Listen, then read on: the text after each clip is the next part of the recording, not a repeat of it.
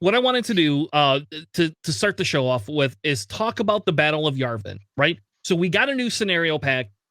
I don't know if this is going to see the light of day, right? Because this is 35 points, not the light of day, sorry, in tournaments, whether this is going to become a thing or not. But this would be a pretty cool, because at first I was a little bit down on it because it's like, this is only Rebels and Empire. But after I bought the pack and went through the rules, I actually found out you can create custom lists with this and play with whatever faction you have. I will tell you, there's a Republic is probably not going to be very strong in this one, because you have, if you play on the Rebel side, you have to have torpedoes. Like, that is a mandatory thing to win the game. But Republic could play on the Empire side, right? So I don't know, like, to me, it was really, I have not been able to put this on the table yet, I will say, but I do technically have my CIS squad that we're going to cover tonight. That's my custom Empire squad. I have that specifically in my kit in case we do play. That way I don't have to pull all the Empire crap out, but I do have that. So I'm very excited about that. And yes, it has a some back in it, saying. And we're gonna get some of the other custom some of the other custom things inside of this scenario pack right now. All right. So here we have two condition cards. We have Yahoo, which we all know where that comes from, and we have Attack Run, right? And so we're going to come back to these two cards in just a second. What I wanted to do is kind of say, hey, here you go. Here's kind of like your starting images for some of the cardboard. This was, I think, Andrew, Velvet Buddha helped us with a couple of pictures. I think that's his stuff, if I'm not mistaken.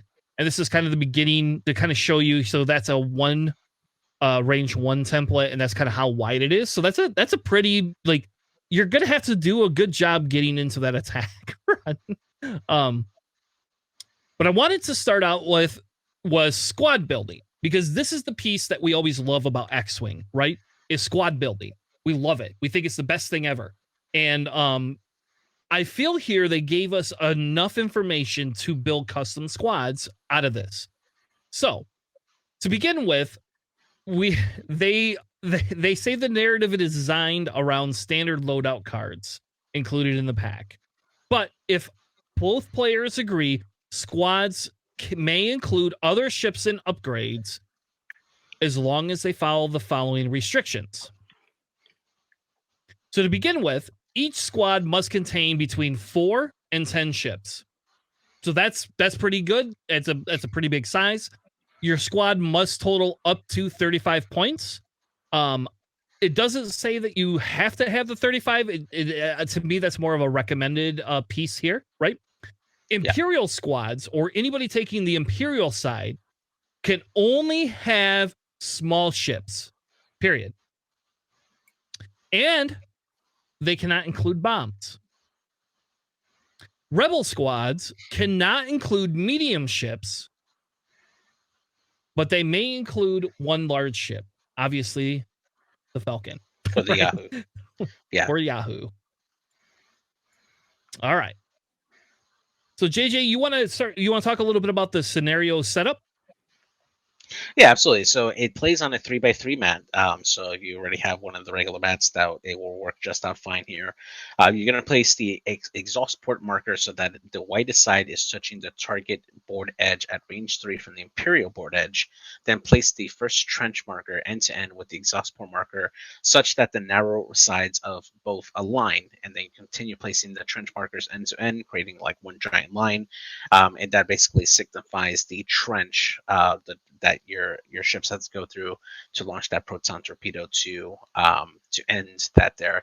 So right off the bat, the Empire does have a little bit of an advantage point, or in this case I would say probably the dark side, if you will, because they have the trench closer to their board edge, and the light side essentially has to travel farther in order to get to that trench area over there. Then on the Rebel board edge, you don't place any obstacles. The the rebel player must assign the Yahoo condition card to one friendly large ship, and the Imperial player must choose 3 small ships from their squad list and place them in reserve. Those ships will enter play later on in the game. Then both players will place their remaining ships into the play area in initiative order from low to highest, like normal. And the rebel player has the initiative, meaning they'll place their ships first within range 1 of their player edge and within the deployment zone, which is shown on the map there. And then the victory for the rebel or the light side player, they would win immediately if they destroy the Death Star by shooting into the exhaust port. If during the end phase, the Imperial player wins if all rebel ships have been destroyed, and at the end of the 9th round, the Death Star commences the primary ignition, and the Imperial player wins. So that sets the hard time limit for the rebels to try to destroy the Death Star. Yes. So I think if we go back to the deployment piece, and I think George and I may feel a little bit better about this because back in 2.0 days, droids were bunched together and ran that way. But I think it's interesting, and I haven't done this. So that's a 5 straight template, right? Or not a 5 straight template. It wouldn't be the 5. It would be the 3 range ruler, correct? Or is it going to be a 3 range ruler and a 2 range ruler? Yeah, the 3 and the 2. Okay, That's so what it looks like. All right, so that's actually a pretty big area to be able to place your ships in. So I think that's pretty good. So did you go over the placing of the forces? Yes. Yeah. All right. So now let's talk a little bit about scenario rules. So George, you want to read over a few of the rules for us? Yeah. So scenario feature. A feature is well, I don't need to read that part. Completely overlapping. So some of the rules here. So when it comes to overlapping, a ship that overlaps the scenario feature with an entire base is completely overlapping that scenario feature. The trench is a scenario feature made up of 7 trench markers and 1 exhaust port marker. These markers are placed into a play area during the setup according to the setup diagram, which JJ already spoke about. I Have You Now is starting with basically it starts in the 3rd round, and at the start of the system phase, the Imperial player may place their ships from the reserve into the play area. 1 ship is placed in the play area within range 1 of any board edge and beyond range 3 of any enemy ship. Then any remaining ship in the reserve are placed in the play area within range 1 of the first ship. Within range 1 of any board edge and beyond range 1 of any enemy ship. Okay. All ships must be placed in reserve during the system phase. After these ships are placed, the Imperial player sets a maneuver dial for each ship. Each ship and each ship gains 1 stress token. And that's for I Have You Now. And then for the attack run, starting on the 4th round, at the start of the planning phase, the Rebel player may choose 1 friendly ship that is overlapping the template guidelines printed on each trench marker. The chosen ship is assigned attack run condition. Only 1 ship may be equipped with the attack run condition at a time. When the ship with an attack run condition, when a ship is assigned the attack run condition, place it completely overlapping the trench marker that is touching the neutral board edge, facing the exhaust port with its base guides aligned with the template guidelines printed on the trench marker. The ship must be placed as far away from the exhaust port as possible without overlapping another ship. If the ship cannot be placed on the trench marker that is touching the neutral board edge, move it towards the exhaust port along the trench marker guidelines until it can be placed. All right. So can we stop right there? Yeah, because I think I want to go back to that's a lot of data. That's a lot of data. So let's go back to this. So if you're watching, if you're listening to this on the audio, we do have a video version. I will be editing this to be its own individual segment. Essentially the nice piece about this, and this is where when we talk about, what is the Empire doing, what is the Rebels doing, and how do you kind of win some of these things, right? You don't have to run your ships towards the end of that exhaust port, right? and go right towards the Imperial players. You can run towards the end of that trench run on the right-hand side of the board because you're just going to get placed all the way back. And here's a little thing that we just learned, right? George said if you cannot be placed at the edge of the trench run, you need to be placed as far back in that trench run as you can. So, hear me out. So, starting turn 4, if you have your Y-wings or your X-wings so that they're coming in slowly and they cover part of that trench run, your Luke can start at least a quarter of the way up if you want him to, or your Wedge, whichever one you want, or your Jack Porkins. I don't care which one it is, right? That's pretty cool, right? Like that's it's nice that you aren't going to be able to enter the trench run at the beginning. You know, like you even on turn 4, you can't just be right at the exhaust port, right? You have to be on the other side of the map. I really like that piece of this because that's very thematic, right? Like when we see if I actually I did while I was typing the episode up tonight, I was watching episode 4 again.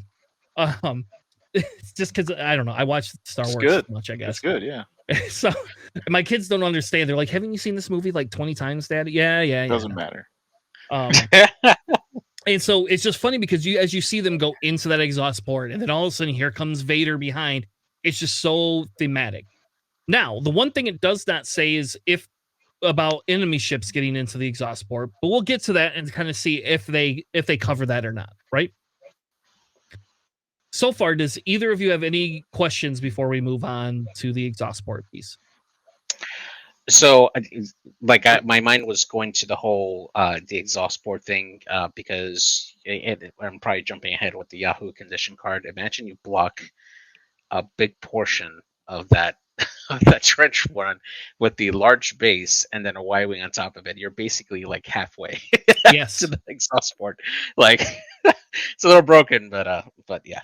I don't know if I agree. I don't think you're right. I don't think it's quite broken, but we'd have to put it on the table and see. Yeah, exactly. How it Gotta is. test it out. Yeah. So let's go through those 2 cards, right? Let's go through the 2 cards. So we're gonna go through the attack one, right? Mm-hmm. So the attack run card says when you're assigned this condition, you acquire a lock on the exhaust port, no matter what the range is. The lock cannot be broken or removed until this condition is removed from you. I think that's extremely important. It can be spent only to re-roll attack dice during a attack targeting the exhaust port or to recover force. You can only execute straight maneuvers. If you would execute a non-straight maneuver, gain a deplete token and execute a 2 instead. So essentially, you cannot hit the sides of this attack port, which I'm a little disappointed in. I'm a little disappointed if you decided you were not going to fly straight and you were going to pull some crazy weird stuff. I think you should blow up immediately. But that's just my opinion because that's what would happen. You cannot move or be moved except by executing your maneuver or performing a straight boost. So no tractor tokens, no ion tokens, so no reason to ionize the ships in there, right? Well, maybe ion. Yeah, because you basically stop them going one straight, or you make them go one straight. Yeah. Yep. I mean, they can't break their block, but at least you're slowing them down. So that's true. All right, Ion's gonna be dirty in this. All right, that's why they say use only the cards in the pack. Anyway, while executing a red maneuver, check the difficulty step. Gain 1 deplete token instead of the stress token. That seems pretty cool to me too. Like I kind of like that piece of it. While defending, if the attacker is not overlapping the trench, you may roll 1 additional defense die. That to me seems extremely important. That means they have to get into that trench run to be able to attack you, right? Yeah, because essentially the trench run is acting as the obstacle, right? Because they're flying above and you're in the trench below. So they're trying to shoot down over the edge of the trench. So that would make sense. That would be like an obstructed attack, essentially. So yes. You may engage at initiative 0. or you always engage at initiative 0. So that means you have to survive all the other attacks. Yep. Um, Vader shoots first. Vader, Iden, Backstabber. Who else do we got there? Night Beast, everybody. Mauler Everybody shoots you. Missile, Dark Curse. Dark Curse. Oh my gosh. Mauler Mythal. Ugh. All right. Now, the other thing it says is you can only attack the exhaust port with proton or advanced proton torpedoes. I like that they included the advanced proton torpedoes. And when we get to the custom building, this is going to be very important. Before attacking, you may spend your lock on the exhaust port to recover all inactive force charges. After attacking the exhaust port, or if your maneuver would cause you to leave the play area, you must exit the trench.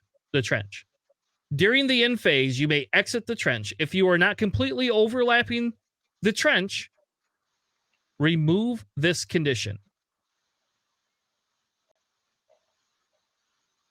Seems pretty straightforward. Mm-hmm. So my only question is exiting the trench, right? I know that they mention it a little bit later on there, but it's like if you're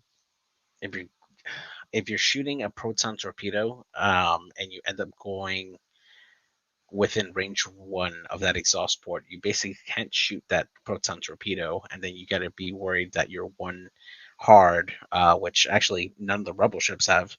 If None you're of the strictly X-Wing. playing, none of the X-Wings or the Y-Wings, they don't have a hard 1. Mhm. I guess the hard 2 might have a little bit of space to make it if you're within range 1 of the exhaust port and you only have proton torpedoes. That's a tight turn to try to get out if you miss. I think if you're at the range 1, you could still do the 2 hard and get out of there. Okay. I'm pretty sure. We'd have to play with it. Maybe we'll do like a little play demo or something of it one of these things. Yeah. But at that point, are you even worried about losing your ship if you're? Well, if you won, you don't. So yeah, you're at endgame. Yeah, that way you don't care. It does say you must exit the trench. So even if you would leave the play area, you must exit. So I'm guessing that it's allowing you to not fly off the board, right? Because logically, you would be flying up and over out of the trench. Yeah. All right. Unless you have a damage. Unless you have a damage engine. Oh, well. You still can. All right. Who wants to go over the Yahoo card? I got that one. All right, go for it. So Yahoo card here. This one is before the place forces step of the setup. The Rebel player may assign this condition to a friendly large ship. Setup, start in reserve. When you deploy, you may be placed at beyond range 1 of any enemy ship. At the start of the engagement phase, if a friendly ship has been assigned the attack run condition card, you may be placed anywhere in play beyond range 1 of enemy ships. Then gain 1 strain token and 1 focus token. You engage at initiative 7. On the turn that you enter the play area, and then you remove this condition card during the end phase of the round where you enter play. So this essentially allows you to bring in that large base, have them come in and hit hard that first turn, hit fast, hopefully take down a ship that's possibly going to take out one of your ships, and then just basically try to clear that way for your ship doing the attack run on there. So that's a really good condition card. All right. Exiting the trench. And this is going to answer your question, JJ. That's why I don't want to focus on it. Mm-hmm. So let's go. Let's go through the exit of the trench real quick. Just because it adds to JJ's thing, and then we'll talk about how we killed the trench or the exhaust port. Sorry.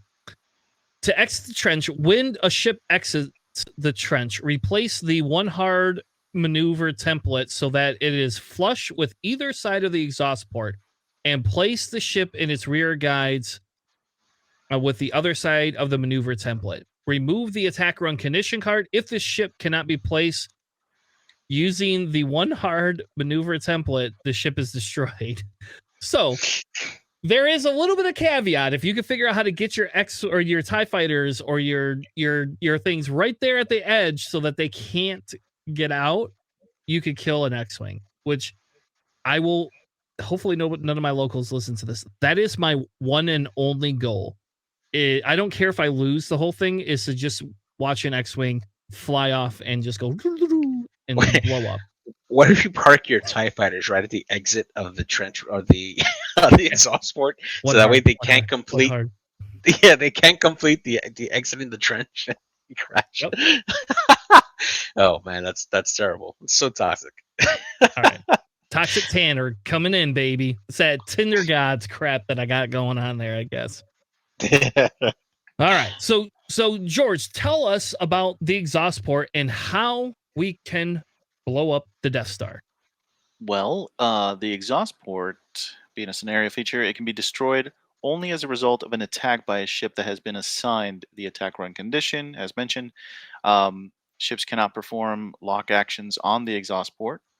The following rules apply to attacking the exhaust port. So, the exhaust port can be attacked only with proton torpedoes or advanced proton torpedoes. While attacking the exhaust port, you may spend two force to change one eyeball to a crit. While attacking the exhaust port, if the attack dice show at least 2 crit results, the Death Star is destroyed. So essentially, they want you to kill it with Luke. Luke? Yeah, absolutely. Kill it. That's what they want. No one else. Nobody else. I mean, it's possible, but he has the greatest chance. But yeah, you're right. Now, so I think that's kind of the overhaul of the scenario. I will say, JJ, I think the probability of circling TIE fighters in that area and blocking those exit ports are pretty slim. I mean, you got to think, here's Han coming in from behind to just murder everything, right? Exactly. Clear the way. Know, yep. And if you don't use the boy Han and you want to create your own Han, you create a double tapping Han that just like, oh my gosh, like there you go. Sorry, you're gonna sit at the exit of the exhaust port. Here you go. I'm going to blow you up. That's what I'm gonna do. Oh, so, Iden's gonna save you? No, Iden's not gonna save you. So and I know that we're about to jump into the list building aspect of it, but honestly, like one of the first things that I always wanted to try out with this scenario is actually making this like a Rebels themed like list to try to take down the Death Star by having Hera run in the B-wing, because she can equip those proton torpedoes and then have like the Ghost, like Kanan on the Ghost, come in as the large ship with the Yahoo condition and coming in and taking that range 1 5-die shot with veteran turret gunner. Oh man, that would be so good. And then you can spend his force to reduce the dice of the enemy shooting back at the attack run ship. That's pretty good. The one time that the ghost cannon might find some use. yeah. So, all right, let's talk list. How about this? Before we talk list, George, JJ, do you have any other questions or thoughts on the scenario? No, I think it'll be interesting. I think we were talking about this yesterday, and I brought it up to JJ before. Whereas this might be a good scenario to bring, like, back in the day we used to run Top Gun tournaments, where it was like 2v2 scenarios. And the reason why I like this is because it already introduces like you having more ships than you normally have in a game. It keeps it. There's a mechanic in there. There's only one scenario, and it's good for like newer players to come and play with buddies that already have played X-Wing. So I think it's a good opportunity for new type of players to jump in, given the right, like store if they set it up properly, basically. Yeah. All right. Yeah, absolutely. Like kind of similar to what you ran in Adepticon, Chris, that event where you're paired up with somebody else and you basically make half of the list. I think this scenario would be really, really great to run with this particular like scenario, like mixed in. Yeah. Yeah. I actually, and I kind of brought it in the chat, but I have brought up at our locals that if we do this, it would be really fun to run that with somebody else. Like, because it takes away my need to build like 10 ships, Yeah, so I don't know. I think it'll be fun. I'm excited to try it personally. I would not be super excited to play this at a tournament, but I would say it would be fun if we did the duos thing like that with this scenario and did it as kind of a side event just for fun with some prize support. That would be Yeah. really cool. I hope Adepticon, Dion, Dion, it would be fun if he had this set up. So. Oh, speaking of Dion, quick shout out. He did post in the GSP Discord that his wife Devin did go into labor today. So he's gonna have his second child. Congratulations to Dion and the Morales family over there. Hope you guys have a very healthy and happy baby. And hopefully you name it something sweet. They haven't released the name yet, did they? Nope, not yet. Yeah. So. Give it a Star Wars name. That's what I'm saying. My kids, my wife would not let me name them Star Wars names. But my first son is actually, with my ex-wife, is named after Monty Python, the Holy Grail. So, there's that. She wouldn't let me give him the middle name I wanted, though. I wanted to name him Montgomery Reznor, after Trent Reznor from Nine Inch Nails, because that at the time was my favorite band. And she's like, no, you can't have that. You can have Montgomery, but that's it. All right, let's talk lists a little bit. And we don't have to go into super detail, right? We don't have to do super detail. And for those of you who think we're only going to look at boy, pilots in these lists, no. Because Tanner doesn't just want to play standardized cards. No offense to AMG. I really do like me some non-standardized cards, especially a Vader that I can pay one more point for and customize however I want. So the first list that we have here is an Empire list. So the idea is you can have up to 10 ships, and none of them can be large based, and then they have to be up to 35 points. So I have Vader here with the standard loadout, basically the pattern analyzer, afterburners, fire control, elusive, and brilliant evasion, just so he doesn't die. The brilliant evasion, again, doesn't have to be used. You could use anything you want else. I did this just as a way to keep Vader alive a little bit longer, because he will probably be more aggressive than normal. I have Iden in the TIE Fighter, because why not? With cluster missiles, because I really need them. If we're gonna have all these damn ships on the table, Yeah. cluster missile stock went up in price. Yeah, especially against like multiple Y-wings, those cluster missiles would be great. Yeah. Yep. And I threw Backstabber in there, but you could put Dark Curse if you'd rather. But I did throw Backstabber in there. Mauler Mythal, I did use the boy one only because I feel that I feel in fairness that those afterburners on there is pretty great. For that. And 4 hull. And 4 hull, yep. So it's just getting that extra hull on that TIE Fighter really made it a decision for me. Then I put Moff Gideon in there because why not, Gideon's right? So good, yes. Yep. And cluster missiles and Deadman switch, right? So here we go. We're gonna do cluster missiles, Deadman switch, Moff Gideon. Then I put in there Sigma 5 boy, just because it has the jammer to try to jam any ships that are trying to help the trench run guy. Nash to keep one person alive. And I didn't know this, but Nash has missiles. Nash has missiles. I did not know this at all. Why is nobody running missiles on Nash? I don't know. And again, I chose cluster missiles just because, more shots. You have to give them the targeting computer. Then I had the Sigma 7. Which is Sigma 7. I don't remember which one that one is now. I think that's a target lock one, I believe. Yeah, the special target lock one. So I thought that was really cool.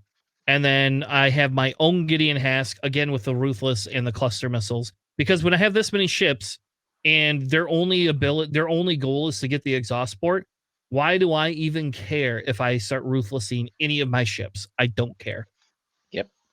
You want to win. That's what I just want to win. Yep. And you're taking a lot of double shots mostly. Yes, that was my goal. Yeah. Give me some double shot TIE fighters. Yeah, and I really do like this list. The hard thing for the Empire is just not having that coordinating piece, mainly because you can't really bring any medium bases according to the rules for the squad building aspect on the dark side. But other than that, I mean, you got a lot of offense here with a lot of evasive ships. So if the rebels decide to start using their ordnance on the Empire to start like mowing them down, they're gonna have their work cut out for them to try to take down these 3 agility ships that can do a lot of damage. So it's definitely a really good list to try to hunt down and actually compete with a lot of different factions. If you're planning to like improvise a little and use other factions to act as the light side in this scenario, this can definitely do a lot of damage and hunt a lot of ships down. Yeah. One thing I didn't even realize. Wow, they skipped the obstacle step. I didn't realize that. Yeah. That's right there. Oh my gosh. Yeah, So no there are no obstacles. rocks. Nope. That's Okay. why running all these TIE fighters to me seems genius, right? Yeah. Because Mauler and Backstabber get the extra reroll or the extra dice for being at range 1 on each side of each other. Like, oh, here you go. Like, this is pretty good. Like to me, you bring in Vader and 2 of these Sigmas are the ones you hold in reserve, Mhm. and because they can be the fastest. You know, Vader being able to come in with those afterburners and just go whoosh, I'm coming in. Right around with those Sigmas seems pretty good. Pretty good. And yes, if TIE Phantoms were legal in standard, I would 100% run Phantoms. That Oh would my like god, that's no gross. questions. Yeah, I mean, Like you can always run an extended we voyage could all tournament. that's we true. could do that. Yeah, never thought about that. Did I post the same list twice? Am I that stupid? Yeah. Yeah, you did. All right, so we're gonna go on to the first Rebel one, and one of you can take the Rebel one, and I'll find my list for Sure. my other Empire list and get it in the Yeah. chat. So I'll grab this one here. So this one here, we have Dutch Vander, the Battle of Yavin version with ion cannon turret, advanced protons, and targeting computer. Dex Tyree with dorsal, advanced protons, and R4. Garbin Dreys, Battle of Yavin version with APTs and R5K6. Jack Porkins, Battle of Yavin version with APTs, R5D8, and unstable sublight engines. The customized wedge in the T65 with marksmanship, proton torpedoes, R3 astromechs, munition failsafe, and the foils, Luke Skywalker, also with Lone Wolf proton torpedoes, R3 astromech, and munitions failsafe. And then the Battle of Yavin Han Solo with Chewbacca, Rick Cargo Chute, L3, 37's programming, and the title. This is definitely a really good list. The only change I would make would be Luke. I would probably just put elusive on him because it's going to be a very big squad, so it's going to be less likely for Luke to trigger the lone wolf reliably. Whereas elusive, you can get that more often, and then that should open up some points for like a force upgrade, maybe brilliant evasion, or maybe a different astromech. But yeah, So definitely a very solid list. So just so you know, the only reason Lone Wolf was on there Mhm. was for the attack run. That was it. Just so you know ahead of time, like that was the logic in Lone Wolf. If he's the only person, yeah. But even then, I mean, I would figure that if you're in the trench, you still gotta like check the area around range 2. But on the other hand, to kind of counteract, like, what is it gonna do? Both elusive I will only see happening once if he's in the attack run. Are you gonna K-turn in the trench? Right, but you got to go until turn 4 before you can even start the attack run, right? So you still have those first 4 rounds where you're still doing the scrum, that dogfight, Yeah. before you get into the trench, and I think you might be able to trigger that at least twice before you get into it. So it's a possibility. So. Yeah. I got you now. I'm like in my head, I'm like in the trench already, and Yeah, so like yeah. the thought of Luke like just 4K in the trench. He's like, I got you now. Yeah. It says only straight maneuvers, my friend. Yeah. Otherwise, you executed 2 straight. That's true. All right. So you want to, George? I'll let you take the next Empire list that I have here. This was the other one I had. Oh, okay, gotcha. Yeah, I put the real one. It's the big one, right? Yeah. All right. So starting off, we got normal Darth Vader in the TIE X1 with brilliant evasion, elusive, popular, fire control system, and afterburners with pattern analyzer. We also have Rexler Brath and a defender with juke, fire control system, and some more cluster missiles. Iden Versio with some ruthless, discipline, cluster missiles, and targeting computer. And then we have Black Squadron Aces, two of them. And then we have Backstabber with his loadout with Crackshot, Discipline, and Afterburners. Mauler Mythal, Predator Afterburners, Howlrunner with Shield upgrade just to stay alive longer. And Moth Gideon with a Ruthless and cluster missiles with Deadman Switch. This is gonna hurt. I like that Rexler Brath is in here. That's awesome. With a defender, he's always gonna stay alive longer. He's got the cluster missiles, and he's just gonna be juking everybody. Yeah, I have not seen anybody run a defender with cluster missiles and juke outside of Vader, right? And to me, it just seems fun. Like, I don't think it's. I think the other list is probably a little bit better, but to me, this was like, hey, I could put a defender in here that never showed up at the Battle of Yavin, and it seems fun, and it's Rexler Brath, right? So like he can do almost anything. Yeah. And then the two Black Squadron Aces are to go with Vader to be thematic. That was the point, right? Be thematic. You can put the two. They get put it in the reserves. I don't know. No, I like it. And I mean, its body's on the ground, or body's in space, rather. So, I mean, who are they going to shoot at? Rexler, and then you got all these TIE fighters, kind of jumping in. And if they go after the TIE fighters, like, Rexler's just going to chew them up with Darth Vader, of course. Yeah, and I have a Howlrunner with a shield upgrade because that's exactly what she needs is a shield upgrade because I guess she has the points for it. So seems pretty silly to me to give Howlrunner a shield upgrade ability to have that. But hey, thanks AMG, I guess. Yeah. I take it if you get it, right? Yep. Yeah, why not?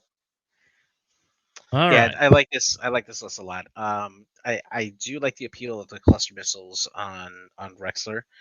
Although I don't know if I would go more for spike damage, but that's probably just like my personal preference. Is with the HLC, you could probably, especially in the trench, you could probably more reliably get that off. And although, okay, so the only problem I see with the TIE Defender is that you might get that initial shot on like somebody going into the trench, but if you're trying to go like a 3 straight or bank to still get your evade to trigger juke, you might overshoot them, or get yourself into like a bad spot. So like that's my only thing, but still, I love the cluster missile combo with juke. It's really good. All right, the next Rebel list that we had was a little bit of a different one. We have Dutch with the boy upgrade, basically giving him APTs, ions, and targeting astromech, right? And then we have Garvin with his standard loadout, Jack with their standard loadout, Wedge I put with an R4, protons, munition failsafe, and marksmanship. You could drop the munitions failsafe and the marksmanship and go with elusive. That's the more common standard build. And I'm not opposed to that personally either. The marksmanship is just because what else are you going to do with that 1 point? So actually, in the scenario, right, you need 2 critical results to blow it up. So and you're going 1 straight, right? So you're going to have that bullseye lined up on the exhaust port. So this pretty much guarantees that as long as Wedge still has 1 proton torpedo left, if he gets into range of that shot, you're pretty much guaranteed to blow up the Death Star if Wedge gets in there with marksmanship and proton torps. Yep. Then the Luke that he had just ran. So, again, you could drop the Lone Wolf, go for something else. At this point, you should probably put marksmanship on Luke too. Then I guess. Yeah. Now that I think about it, like you don't need trick shot. You might as well put the marksmanship on there and then change up something else. This one I went for a modified Han Solo with Neonub, which we never see. But I really like Neonub on the Falcon. I know a lot of people don't. You could. I think you could fit L337 on there as well, which is probably the better upgrade, I think. Not on the Rebel version. That's only scum. Is it? Oh, okay. Well, Yeah, good. yeah. Never mind then. So I like Need Nub better because Need Nub turns all your banks blue no matter what. Yeah. You get Perceptive Co-Pilot, Veteran Turret Gunner, Tactical Scrambler, because the idea is to get your Falcon in there to kind of be defense for everything else. And then you get Kraken with APTs and munitions failsafe, because you can fit APTs, which I don't think anybody's been doing with Kraken, but you could put APTs on Kraken, and I found out plasma torpedoes don't work with this scenario. So Yeah. I mean, you can also add in marksmanship. Yeah, why not? yep, you can do that too. You put marksmanship on there, and that's actually even better. That's probably what we should be doing, is just putting marksmanship on everything. Yeah. All right. So why don't we talk some custom lists? Well, first off, do you guys have any other suggestions or list changes for standard? And this is what I'm calling it. Just so everybody knows, we have in our Discord, I have a channel that has 4 different threads in it where people can post your links to any of these different types of lists. And essentially, my standard Empire and Rebel builds are literally just Empire and Rebel builds. They don't need standardized cards. You can do whatever you want in those factions according to the rules. And then I have custom Empire and Rebel ones, which is anything that's outside of the normal faction. That's kind of the idea behind those. Yeah. So who wants the first Republic list? I'll take this one here. This one here is, I would assume, a light side build because it does have a large base here. So we have Yes. Bo-Katan with clan training, the Night Owl Commandos, which is super spicy for this scenario. The Veteran Tail Gunner, Drop C Base, Swivel Wing, the Gauntlet Title, and C-3PO. Then you have Obi-Wan Kenobi with CLT, Brilliant Invasion, and Shield Upgrade, Stub with APTs, R2D2 with APT, a fire control system, dorsal turret, and sync console, Warthog with elusive and APTs, Danae Ellenberger with fire control system and proton torpedoes, Rick Olay with marksmanship, fire control system, and proton torpedoes, and Mace Windu with heightened perception, R4P17, and calibrated laser targeting. Super great list. I actually like this list a lot here to give you a lot of options to go into the trench and go get that there. My only suggestion is because the N1s can go do the 5 straight, which will get them pretty far in the trench. You might get you might consider switching down the proton torpedoes to the APTs, and that way you can add in juke if you want to. If you want Rick Olay to be more of a brawler in the beginning part, but other than that, the proton torpedoes, pretty much, I think a 5 straight and a boost might get you. Now you still need 2 turns of traveling if you're all the way from the edge. If you start a little bit further out, you actually might be able to get that in one shot. So Yeah, seems pretty dirty to me. But and I'll be honest, Republic was the hardest one to build for. And I could not build. At least on the Rebel side, it was the hardest one to build for. Like, yeah, it has 1 large base. That's it. So I don't know. It was a little different take, but I thought those commandos would be hilariously spicy, right? oh yeah, especially, you basically Yahoo, and then you drop your commandos as soon as you Yahoo onto the ships that you want to target, get the strain on them, and then take shots. Like, that is so good for Bo-Katan. I love it. It's crazy. All right. Also, like, just thinking of flying all of these ships on my own, I'm already having a headache. Come on. Didn't you ever used to run 8 droids back in the day? No, actually. I didn't run droids back in the day when 2.0 came out. I was flying the TIE Swarm, and at that point it was just 6 ships. But yeah, I never got to like the maximum. I played a few games of Epic with like a TIE fighter swarm. Yeah, trying to do all that at once. At least they had the big maneuvering tool, but like all this without a tool, it's chaotic. Definitely. Yeah. Try running droid swarms in Epic. Oh yeah, I've done that too. Yeah. Can't do it. I'll watch a game though. All right. The last custom one we have for the Rebel side is a resistance list that I thought would be somewhat thematic as well. George, you want to take it? Sure. Yeah. So we have in the large base ship we have Ray, um, in the YT 1300, of course, with patience, heroic, the Finn and Rose Tico combo, false coast transponders, Ray's Millennium Falcon, and then we also have three T-70s. One of them is Elo Asti with heroic munitions failsafe. Can't talk right now. Munitions failsafe, integrated S foils, advanced proton torpedoes, and then we have Temin Wexley. This is the newer one, right? Yeah. Because the other one's Snap. I gotcha. Yeah, Uh, this is the boosty boost. Wexley. Okay. Um, heroic munitions failsafe, S foils and advanced proton torpedoes. Nia Nun with heroic S foils and advanced proton torpedoes. And then we have two fireballs with Jarek Eager, heroic cluster missiles, false codes, and Kaz with R2D2 stealth device and Kaz's fireball title. It could be a shield upgrade. You don't have to have stealth device. That's just Tanner being Mimi. That's all. I actually, well, we'll come back to that one. I think that's fine. Kai in the T-70 is the last ship here with heroic targeting synchronizer and S foils and advanced proton torpedoes.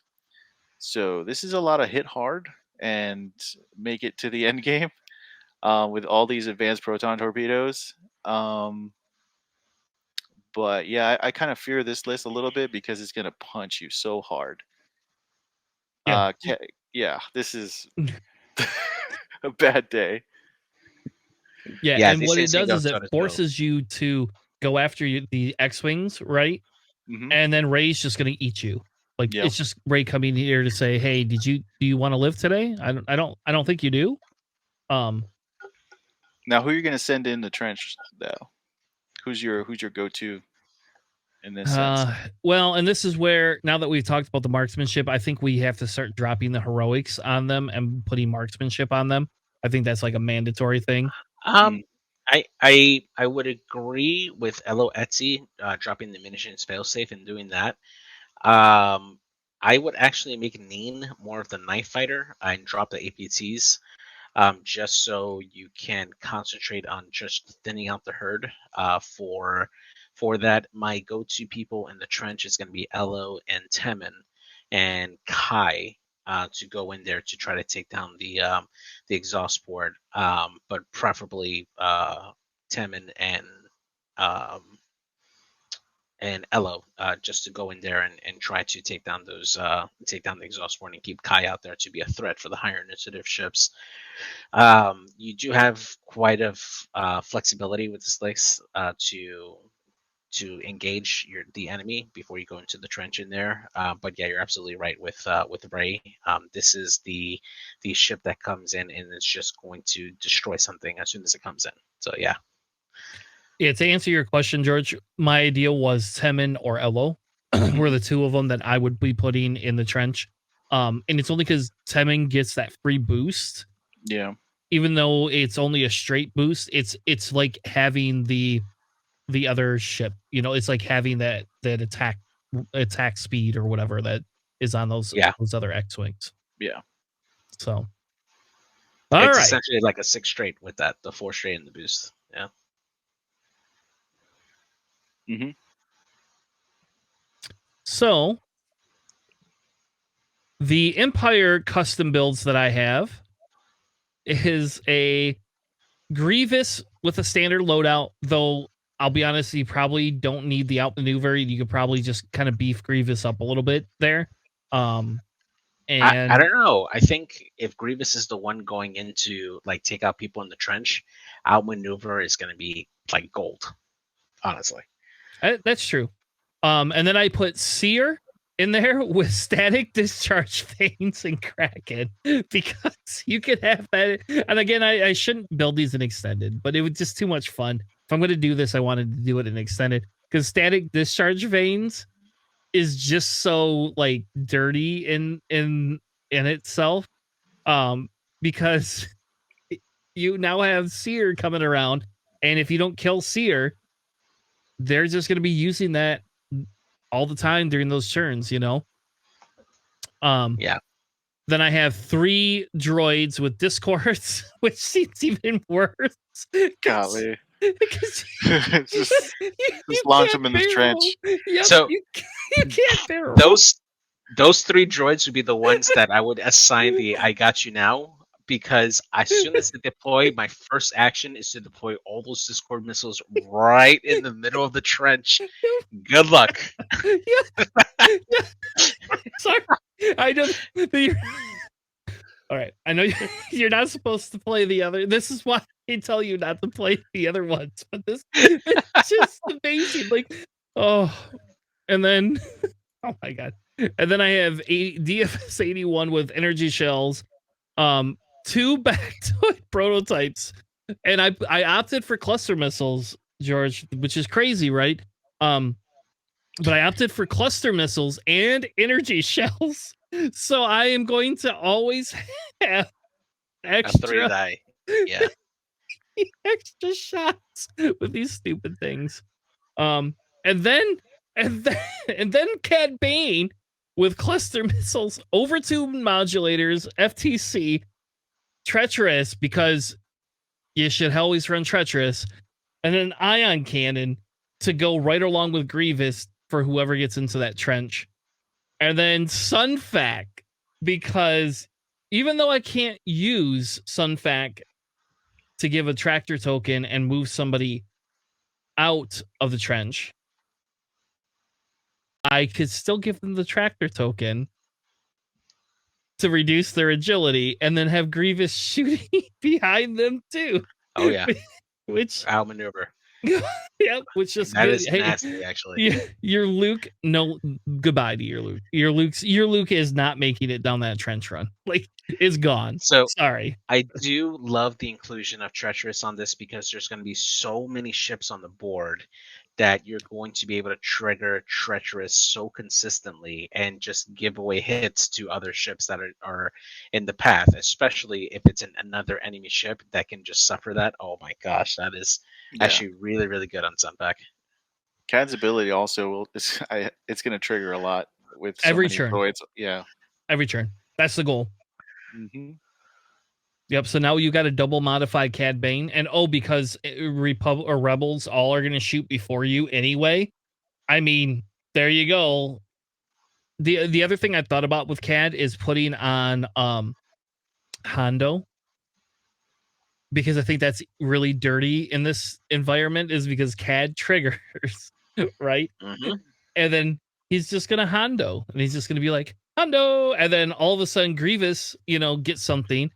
Now gets a focus maybe, or you get to jam, some of these other ships, or I don't know. Like, it just seems you give target locks. I think the one thing I would change about this is dumping independent calculates. I think I immediately get rid of those and say everybody's just network, no questions asked. Yeah, I you think could do, network's yeah. the way to go. Yeah, I agree. Now, I would actually probably include some of the Siege Coruscant vultures in here, but we'll get to that when we go over those cards there. So the next list that we have here is the First Order version for the Dark Side list for this one here. So we start off here with Kylo Ren and the TIE Whisper with Instinctive Aim, Shattering Shot, Predator, Concussion Missiles, Optics, and Munitions Failsafe with the Jamming Suite, Whirlwind with actually that's a mistake there. Whoops, I forgot to add his stuff there. But I would equip them with Pattern Analyzer, Proud Tradition, Fanatical, and probably Optics on him. Yes. Yeah. 100% optics. Yeah, Optics on Whirlwind there. Ember here in the TIE BA Interceptor with Fanatical, Marksmanship, and Advanced Optics.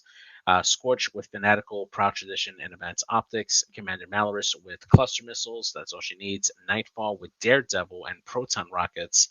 Null with Predator and Targeting Synchronizer. And the reason for the Targeting Synchronizer is getting that target lock on Initiative 7 allows you to basically open up all these missiles for everybody else. So that helps them like designate a particular ship where all the ordnance go into them. We got Phasma here with Predator, Fire Control System, Pattern Analyzer, and Special Forces Gunner. And then Backdraft with Proud Tradition, Concussion Missiles, DT-798, and Munitions Failsafe to round off that list.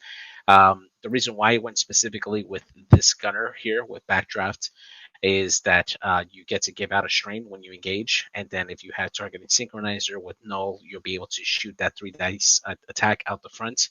And if you have somebody in your rear, then you just use Backdraft's ability to shoot 3 dice. So this basically enables Backdraft to always have that 3 gun attack or 3 die attack, either out the front or the back, and do some damage here. This definitely can cover a lot of ground, and these are tanky ships that can stay in the fight for a pretty long time and deal some damage. Yeah, the only change I would make is I would put Quick Draw in here, no questions asked. I consider that, like, I would drop probably Null and probably Scorch for Quick Draw for the 6 points. But I think that being able to block and deny your opponent's actions is a big deal in this particular scenario. So just having more bodies on the board does help, especially if they can also be 3 die gun attacks. But yeah, I did want to try to fit Quick Draw on this list.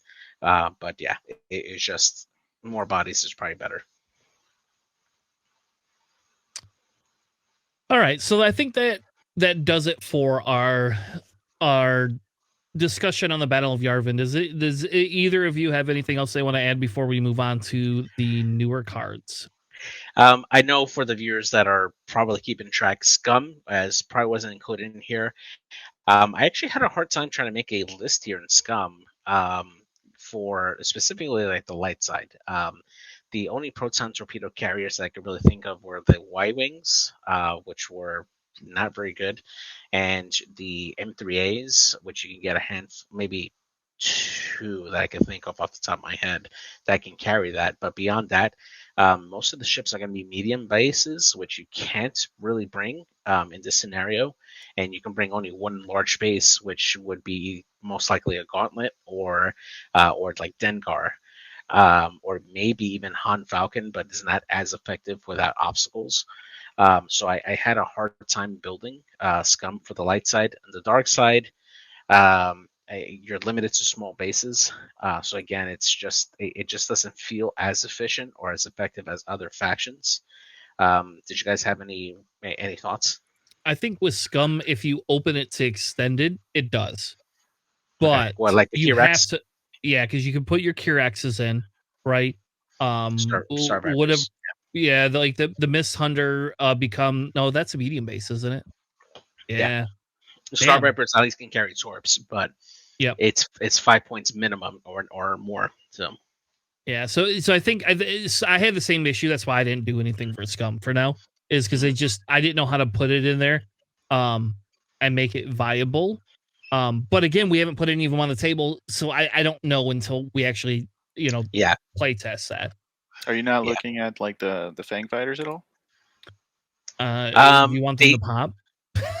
I don't know if they have enough. I don't know if they have enough loadout to carry ordnance reliably. No, just put Fenrau in there with a Torb. That's all you're going to send in with a couple of Mandalorian Royal Guards, and you're good.